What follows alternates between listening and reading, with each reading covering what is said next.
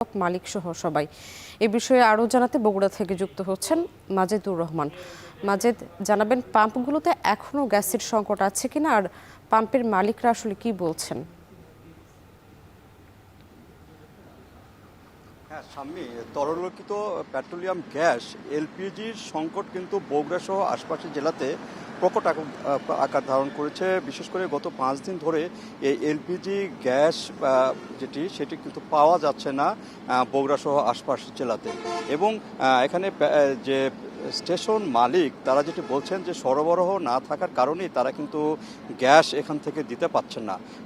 আর যেটি বলছেন পাম্প মালিকরা সেটি হলো তারা আমদানি হচ্ছে না, এবং যে জায়গাগুলো থেকে সরবরাহ করা হয় পাম্পগুলোতে, স্টেশনগুলোতে, সেই স্টেশনগুলোতে তারা পাচ্ছে না।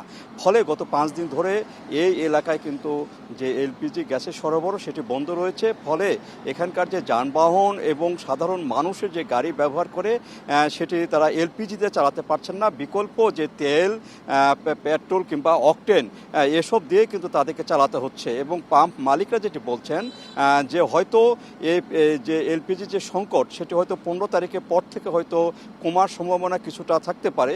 এবং তারা বলছেন যখনই তাদের সরবরাহটা সঠিক থাকবে তখনই তারা এই এলপিজি সরবরাহ করতে পারবেন।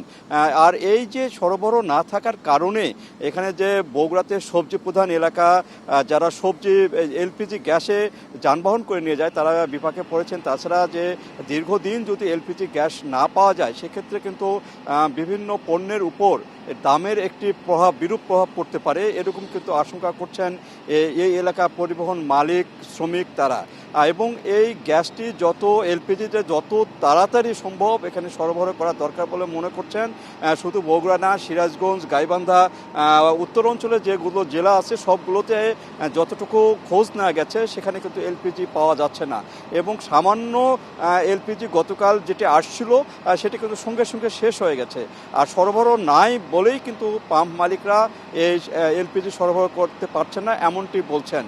তো এইভাবে যদি আরও কিছুদিন চলতে থাকে তাহলে একটা বড় ধরনের বিপর্যয় ঘটতে পারে। বিশেষ করে জ্বালানির ক্ষেত্রে যে কাজগুলো থাকে সে কাজগুলোতে কিন্তু একটা বড় ধরনের বিপর্যয় হতে পারে। সেক্ষেত্রে সরকারের যত তাড়াতাড়ি আমদানি করা এবং সরবরাহ করা জরুরি বলে মনে করছেন পাম্প এবং স্টেশন মালিকগুলো।